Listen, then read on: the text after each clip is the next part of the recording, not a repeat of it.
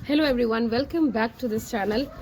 आज इस पूरे वीडियो में हम बात करेंगे इग्नू से मास्टर्स इन फिजिक्स अगर आप करने जा रहे हैं तो किस किस तरीके से आपको लैब्स परफॉर्म करने होंगे और कौन कौन से लैब्स जो है आपको एंटायर द ईयर परफॉर्म करना होगा।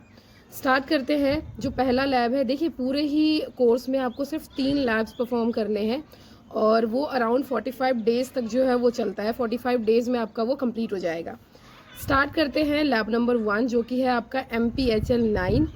इसको हम इस नाम से भी जानते हैं, जनरल फिजिक्स लेबोरेटरी के नाम से। और जो MPHL 10 है ये लैब नंबर 2 है, इसको हम कहते हैं इलेक्ट्रॉनिक्स लेबोरेटरी। और उसके बाद MPHL 15 है which is computational physics laboratory, जो कि आपका थर्ड लैब है और ये आता है सेकेंड ईयर में। देखिए जो MPHL 9 और 10 जो है ये दोनों लैब्स जो है ये आपको सेमेस्टर 1 एंड सेमेस्टर 2 के अराउंड ही कर लेने होते हैं, मतलब कि फर्स्ट ईयर में ही करने होते हैं। और जो MPHL 15 है ये आपको सेकेंड ईयर में करने होते हैं। अगर मैं बात करूं टॉपिक्स की तो MPHL 9 जो है उसमें टोटल 12 टॉपिक्स है, मतलब 12 एम्स है जो आपको परफॉर्म करने होंगे पूरे इस सेशन में। और उसके बाद MPHL 10 जो है उसमें है आपके 13 प्रैक्टिकल्स। वहीं पे अगर MPHL 15 की बात करें तो इसमें 9 टॉपिक्स है, मतलब 9 प्रैक्टिकल्स जो है वो आपको करने होते हैं। इंपॉर्टेंट चीज़ यहाँ पे ये है कि इसमें अराउंड 2 वीक्स लग जाते हैं, मतलब हर एक लैब को परफॉर्म करने में आपको अराउंड 2 वीक्स, मतलब 13 टू 14 या फिर 15 डेज आप कह सकते हैं, इतना लग जाता है। वो आपको बताएगा स्टडी सेंटर में। और वैसे ही 2 वीक्स भी अगर हाथ में लेके चले आप, 15 डेज भी हाथ में लेके चले, तो तीनों लैब्स को परफॉर्म करने में आपको 45 डेज लग जाते हैं। यहाँ हर एक लैब जो है वो 4 क्रेडिट्स का होता है और सारे तीनों के तीनों लैब्स जो है ये 4 क्रेडिट्स के हैं। और इनकी जो टाइमिंग होती है ना, मतलब 120 आवर्स का जो है वो एक लैब जो है वो होता है। ये इग्नू का जो उसने अपनी बुक लिस्ट जो पूरी जारी करी है उसमें गिवन है ये कि आपको एक लैब को करने के लिए 120 आवर्स जो है वो देना होता है। तो अगर मैं ऐसे लेके चलूँ कि अगर आप MPHL 9 कर रहे हैं तो 120 आवर्स कैसे होगा, 15 डेज में भी किस तरीके से होगा, जब वो एक दिन में आप 8 घंटे की जो है लैब करेंगे तभी।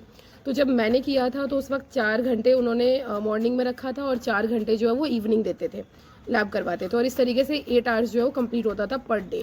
और ऐसे ही 15 डेज तक चलता रहा, मतलब 13 डेज तक चलता रहा और 14th डेज जो है इन्होंने एग्ज़ाम कंडक्ट कराया था। अब बताते हैं इसका पूरा प्रोसीजर।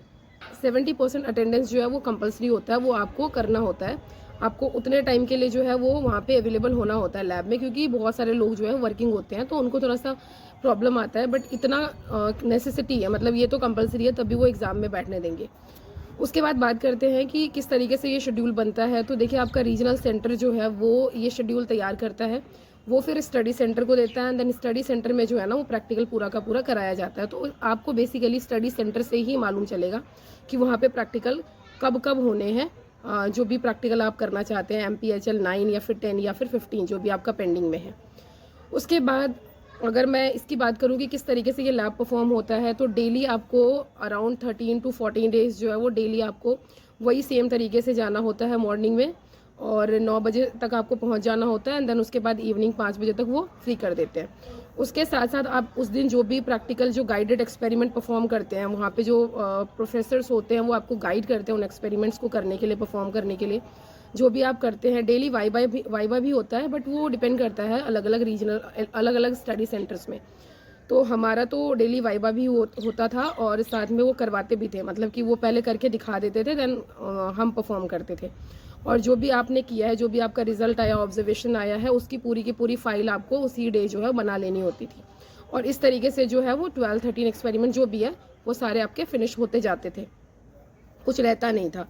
और आप डेली चेक भी करवा सकते हैं वहीं के प्रोफेसर्स से, जो भी आपको गाइड कर रहे हैं उनसे आप चेक भी करवा सकते हैं अपनी फाइल को।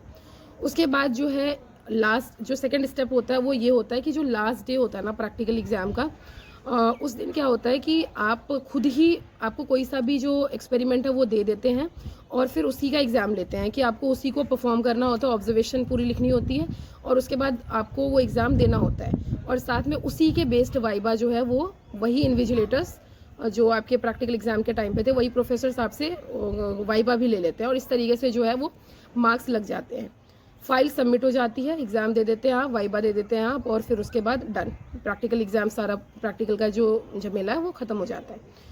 याद ये रखने की चीज़ है कि 30% जो है ना वो लास्ट डे ऑफ एग्ज़ाम, जो आपका लास्ट डे होता है ना, उसमें जितना भी आपका नंबर आपको मिलता है उसमें से सिर्फ 30% ही लगता है।